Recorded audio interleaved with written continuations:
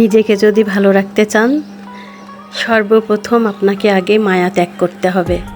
আপনি যদি মায়া ত্যাগ করতে না পারেন, নিজেকে কখনোই ভালো রাখতে পারবেন না। কারণ মায়ার বাঁধন এমন একটা বাঁধন যে খুব কষ্ট হয়। আপন কেউ যদি আপনাকে আঘাত করে, কষ্ট দেয়, সেই মায়ার কারণেই মনে হবে কি যে আমারই তো আপনজন, কিন্তু আপন বলতে কেউ নাই। আসসালামু আলাইকুম এভরিওয়ান, সবাই কেমন আছেন? আমি লাকি খুলনা থেকে বলছি। আল্লাহর রহমতে আমি চাই যে আমাদের সকল বন্ধুরা ভালো থাক। আমার ইউটিউব বন্ধু, ফেসবুক বন্ধু সবাই যেন ভালো থাকে, আমি এই দোয়াটাই করি। তো যে প্রসঙ্গে কথা বলছিলাম, মায়া জিনিসটা খুবই খারাপ একটা জিনিস। কারণ মায়া ত্যাগ করতে না পারলে আপনি ভালো থাকতে পারবেন না কখনোই। তো যা বলছিলাম, জীবনে অনেক মায়া করে দেখেছি, অনেক ভালোবেসে দেখেছি, বিনিময়ে আঘাত ছাড়া কিছুই পাইনি। আপনজন বলেন আর পর বলেন, কাউকেই বেশি মায়া করতে যাবেন না, তখনই আপনি কষ্টটা বেশি পাবেন। আমার বেলাও ঠিক তেমনটাই ঘটে।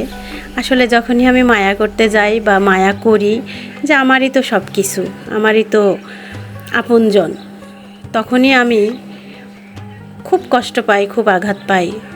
অনেকেই আছে নিজের আপনজন কষ্ট দিয়ে কথা বলতেও ছাড়ে না।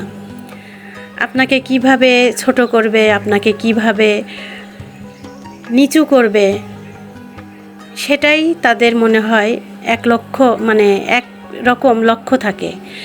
সরি, কথা বলতে বলতে ভুল হয়ে যায়, ক্ষমা সুন্দর দৃষ্টিতে দেখবেন। আমি আসলে কি বলতে চাচ্ছি আর কি হয়ে যাচ্ছে কিছুই ভালো লাগে না। আসলে মন মানসিকতা নিজেদের মানুষের কাছ থেকেই মনটা খারাপ হয়ে যায়। তো যাই হোক, এত কথা বলে লাভ নাই। এই যে আমি এখন তরকারি রান্না করতে আসছি, এর আগে গাছের কাছ থেকে ঘুরে আসলাম। আমার পুঁই শাকের পাতাগুলা দেখতেই পারছেন, ভিডিওর শুরুতেই আমি দেখাই দিছি যে আমার পুঁই শাকের পাতা, তারপরে ফুল, তারপরে অনেক রকমের গাছ, এগুলা আবার নতুন গাছ একটা যুক্ত করেছি। আমি যখনই যেখানে যে গাছ পাই, নতুন নতুন গাছ নিয়ে এসে আমার বেলকনিতে রাখার চেষ্টা করি। আনকমন গাছ, আসলে এখন আনকমন কিছুই নাই, সবার ঘরেই সব গাছই আছে। তারপরেও আমার ঘরে যেটা নাই সেটা আমার কাছে আনকমনই মনে হয়। তো যাই হোক, এখানে আমি চচ্চড়িটা যে মাখাচ্ছি, এই চচ্চড়িটা যে এত মজা হয়েছিল, মানে আমি বলে বুঝাইতে পারবো না। কাঁঠালের বিচি দিয়ে, আলু দিয়ে, ট্যাংরা মাছ দিয়ে চচ্চড়িটা করছিলাম। দুপুরবেলা এতগুলো তরকারি রান্না করলাম, মনে হলো যে রয়েই যাবে, থেকেই যাবে, বাসি হয়ে যাবে। আসলে বাসি হয়তো দূরের কথা, রাতের বেলা চেটে পুটে খেয়ে শেষ করে দিছে সবাই। তো যাই হোক, এটা বলে তো লাভ নাই, আমার হাতের চচ্চড়িটা আগে পিছে ভালোই হয়। বলতেছি যে আমার চচ্চড়ি ভালো হয়, এটা নিজের প্রশংসা নিজেই করা হইলো। আসলে সত্য কথাই, আমি মনে হয় অন্য মানুষের তরকারিগুলো খেতেই পারি না। আমি আমার নিজের হাতের তরকারি রান্না করেই আমি বেশিরভাগ খাই বা আমার ভালো লাগে।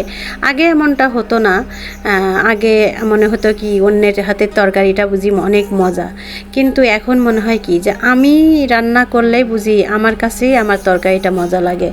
আমার বাচ্চা কাচ্চাও খেয়ে খুব তৃপ্তি পায়। তো সবার কাছে একটা অনুরোধ থাকলো,